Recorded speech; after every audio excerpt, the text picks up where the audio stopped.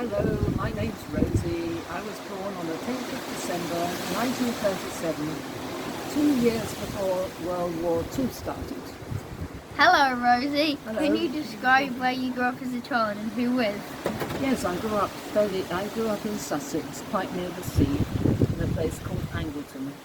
And I lived with my mother and my father and my older sister. Lovely. How was school when you were young? How's it changed? Well, it was very different because it was the wartime. So there were a couple of old ladies who lived up the road and they turned our house into a school. And it was just a 3-bedroom semi-detached house. And they managed to get all these local kids in it. So that it was from the kindergarten right through to when they left school. But children could leave school at 14 then. So we were in for about 2 or 3 classes, so we were all kinds of ages. And if you were naughty, you had to go and stand in the corner. It was lovely. We had a garden at the back. We used to play in the garden at the back. Also, I must tell you that one of the old ladies had her mother living there as well, and she had a bedroom that I don't know how they ever managed. Cool. But it was nice. We learnt lots of things there. Did you belong to any clubs like guides? No, I didn't want to join the guides, and I didn't belong to any clubs at all. Did you work in the South Downs? On the South Downs? Well, one day when I was a student, I had a job in the summer picking onions somewhere near Peacehaven on the south coast.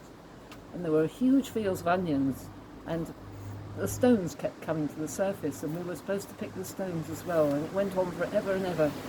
But it was difficult going home on the bus because you were so smelly, it smelled of onions on the way home. Nobody wanted to sit near you. What was transport like when you were young? Did your family have a car? Yes, my dad had a car, otherwise there was a bus that ran beside the house. And my dad was in the war in what they called a reserved occupation. That means he didn't have to go and fight, but he had to work for the government in a way. So he built barracks for soldiers and things like that. He worked for the Ministry of Defence. Brilliant. Did you used to walk or play on the downs? How is it different to now? Well, yes, it was a lot quieter. There wasn't very much traffic. So we used to go along the golf course and play on the golf course and get golf balls hit. We had to dodge the golf balls a bit. And there was an old pig farm down there that was full of pigs, and it had a hollow tree with a rope in the middle, and you could climb up the tree. What was the question? Was it different now? Did you stop?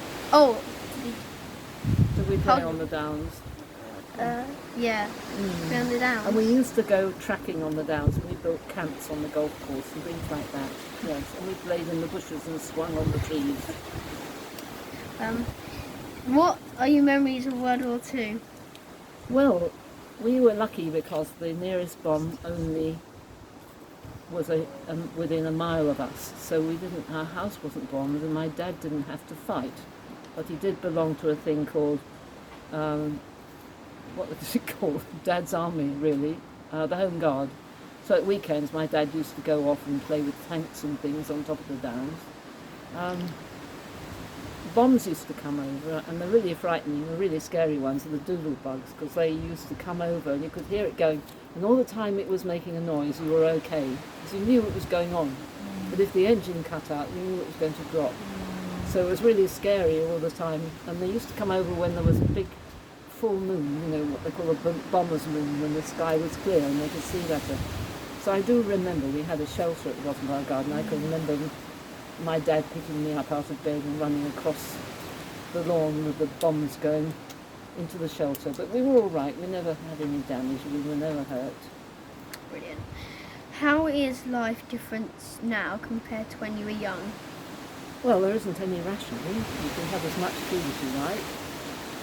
I think we had more freedom than you had. We used to wander over the downs on our own, and as long as we were home by bedtime, nobody minded. There weren't so many cars about. People took buses more. There was no plastic, no Chinese clothes. And of course, during the war, the food was very rationed, so we never had things like bananas or coffee. They were real luxuries. Unless one of your uncles had been a soldier and came home with a bit of coffee that he'd got abroad somewhere. We ate less, but actually I think we ate quite well, really. It was good for us that we didn't eat so much. We had enough. Thank you, Rosie.